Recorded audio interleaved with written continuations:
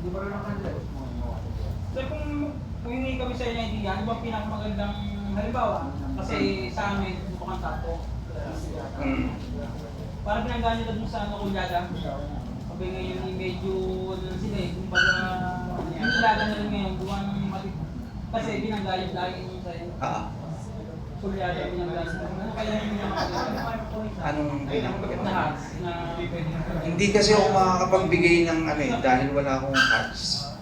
Okay na ako sa 3 linyata ko. Ano lang, selection. Saka importante, magaling. Saka nananalo. Okay na. So wala na kayo sir yung mga hero sir na sumikat natin, mga himpisaw, hero. Pinsang ko po yun eh. Sa Saka pinsan. sa maturing ko po.